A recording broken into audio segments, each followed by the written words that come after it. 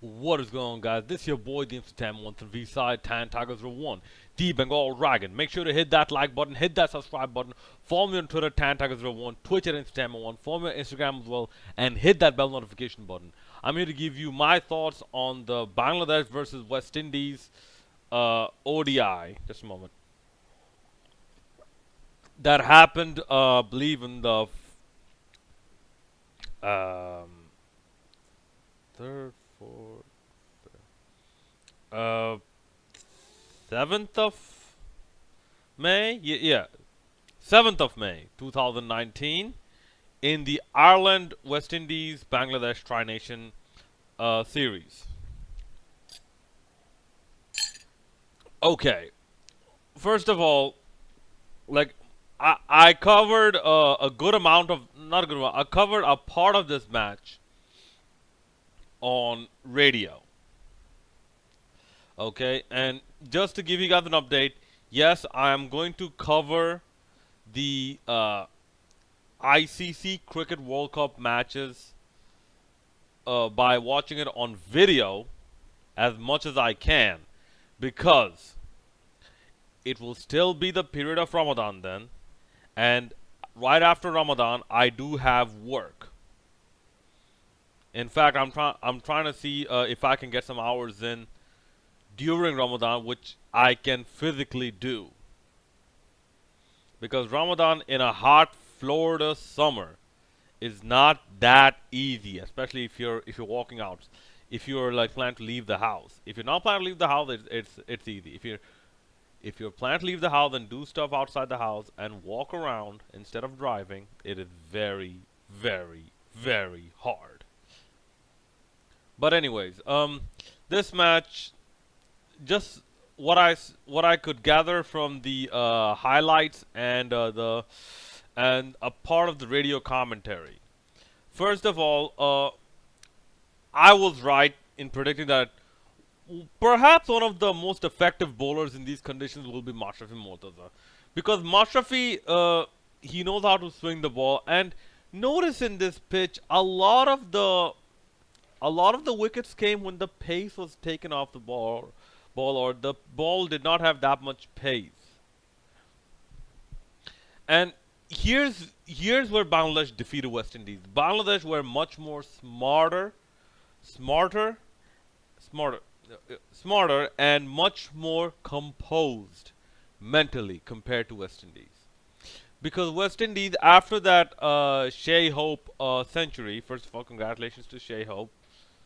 Uh, and after that Roston Chase 50, first of all, and also congratulations to Roston Chase. I believe this is first half century, if I'm not mistaken. The rest of the batting seemed to have fallen apart. Bangladesh figured out how to bowl, like, just somewhat defensively, and get a bit of variation and a bit of life from the pitch, because this pitch, surprisingly enough, had so much bounce that a bowler like Mashrafi Mortaza could pitch the ball short and have the ball whiz past the batsman's helmet, the West Indian batsman's helmet, who were on average taller than the Bangladeshi batsmen, or like close to their helmets. A bowler with the low pace of Mashrafi Mortaza was able to do that. So there was something in this pitch that the West Indian bowlers could not exploit. And like like Shannon Gabriel and whatnot, it showed by the amount of extras they gave. It showed.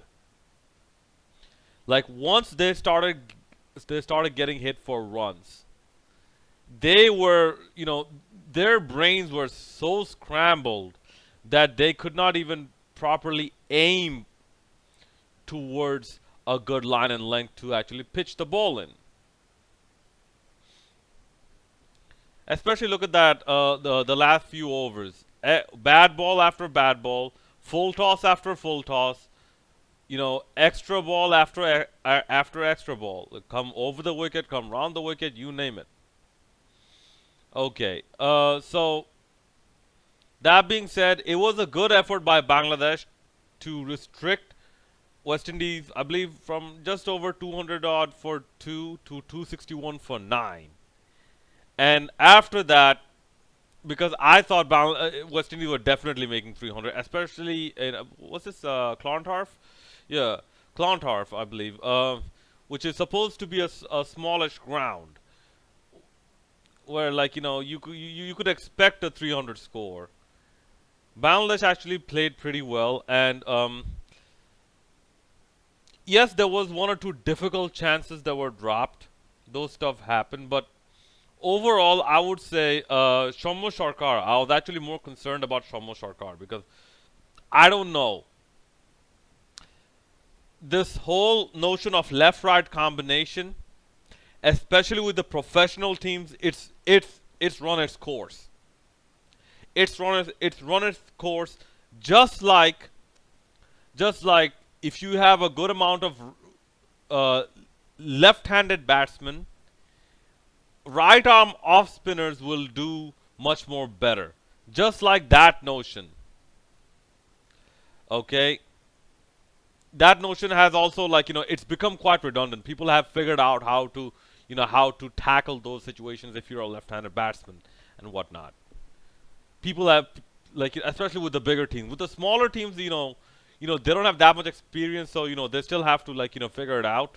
Although, like, given how much recording and how much video is out there of like, successful instances, there's a good amount of things that could be vicariously learned in terms of successful techniques. So that being said, I was concerned with Shomo Sarkar to see whether, like, he's going to flop or he's going to succeed after that, that century in the second to last DPL match, the double century in the DPL final match. I was waiting to see, like, how is he going to perform. In fact, I wanted to see how he would do with the ball, because I've seen Shomo Sarkar bowl. He's more of a swing bowler. These are swinging conditions. And I will get to an instance why, like, these are swinging conditions more than seaming conditions. Okay. So it was good to see Shomo Sarkar bat the way he did. Although I would advise Shomo Sarkar to be a bit more cautious, because not all bowling is going to be this bad. I'm sorry, West Indies, your bowling was bad today, but not all bowling is going to be this bad, and hopefully Shomu Sarkar can actually maintain some good form against good bowling.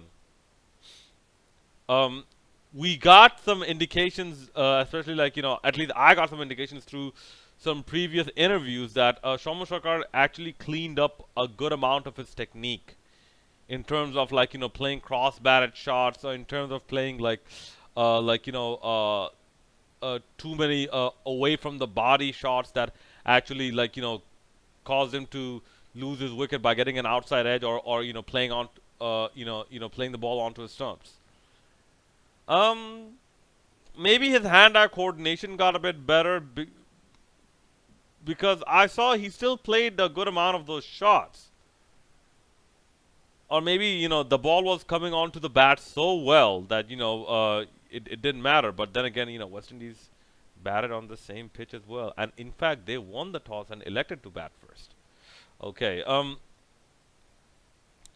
So it was good to see Tom Iqbal, back into some form. Shomu Sarkar back into some form. Shakibul Hasan maintaining his form. That was also good to see. And yes, just uh, just one, just a thing I've heard in one of the videos, just a random video that I was just scouring through. I was just perusing through. Someone said, like, from Kolkata, like, it's one of the videos about your opinions of Bangladesh. One of them asked, like, what do you think of Shakibul Hasan? He said that, well, actually, he's not that good, because Ravichandran Ashwin has a better bowling and batting average than Shakibul Hasan. I actually looked that up. First of all, First of all, if I'm not mistaken, Shakib's batting average is just under 40, and Ravichandran Ashwin's batting average, although having played more matches in Test cricket than Shakib, is just under 30. So what the hell are you talking about? Shakib has more hundreds. Shakib has a double hundred and more 50. So what the hell are you talking about? So yeah, this goes to show like how dumb people can get, just being over patriotic and all that nonsense. Like they start ignoring facts. I also didn't. I was like I knew this was true, but I didn't know this was official. As in there was some metric for this that in terms of sanitization, Bangladesh is much more of a sanitary country than India. I'm like, wow. I didn't know it was official. I knew from many eyewitness testimonies that this was true, but overall, it's like it's actually it's something people can look up that Bangladesh is cleaner than India. I'm like, wow. Anyways, speaking of Shakib Al Hasan, he did his thing, 61 not out. Mushfiqur Rahim, he got a bat in. Now, what would I recommend for? Oh, sorry. So it was a good win. Bangladesh won by 8 wickets. 8 wickets. So basically, a no pressure win for Bangladesh.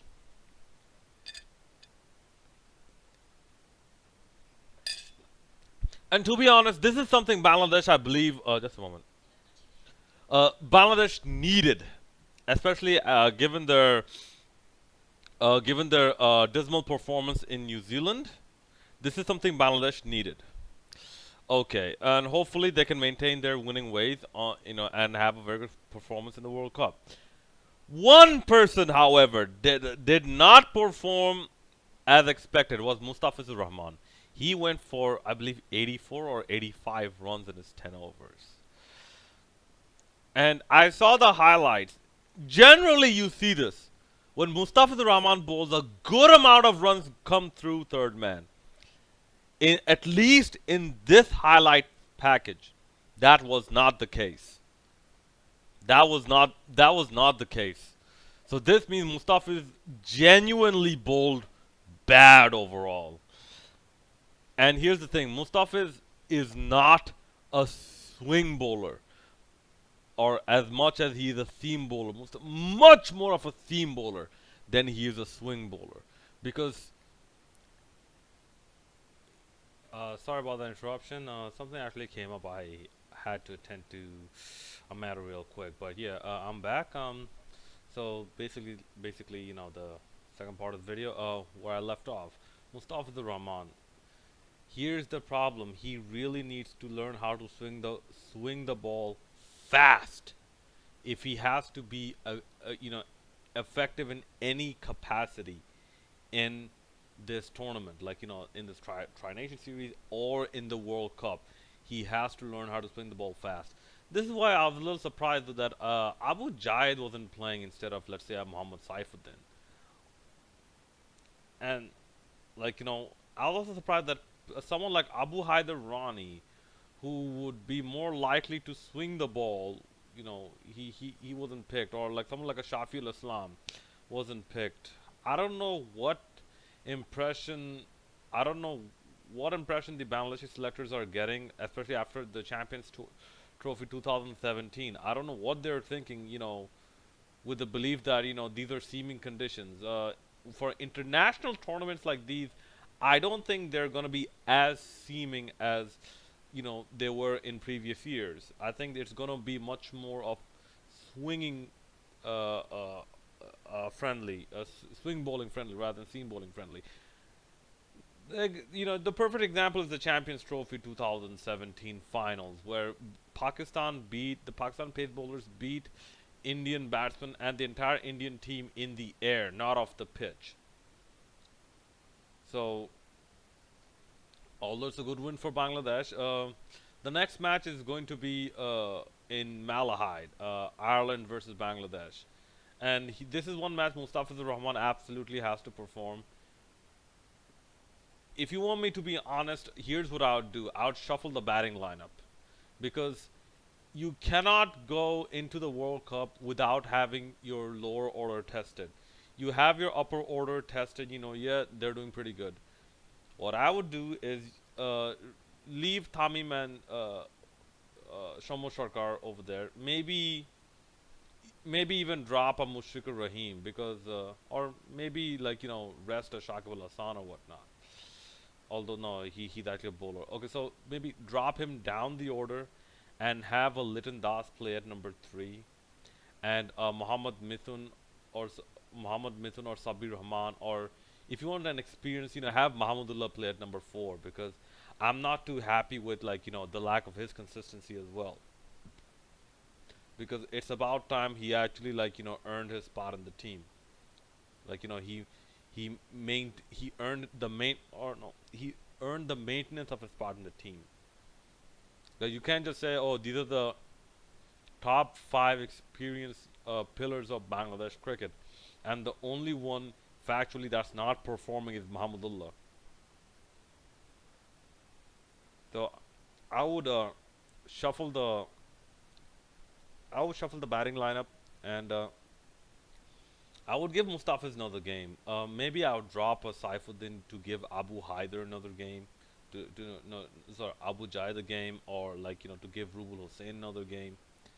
But yeah, for the Malahide encounter, I would have at least like one or two changes in personnel, and also like one or two changes in the batting lineup.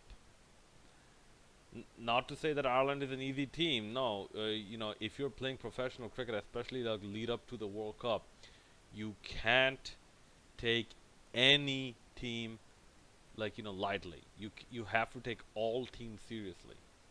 All right, that's about it. Maybe it's just a bad day in the office for West Indies, and I'm pretty sure they're gonna bounce back. All right, guys, let me know what you guys thought about this match, and like like where all three teams could go from here in your comment section below. Like as in the presentation ceremony, someone said that this loss of West Indies actually opened up the doors for Ireland again.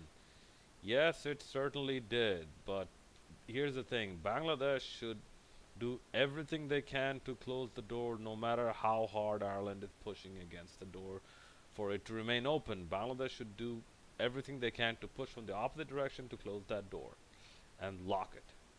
All right, hit that like button and hit that subscribe button and bell notification button and leave your comments and conversation below. It's your boy MC Tevant the Bengal Dragon signing out.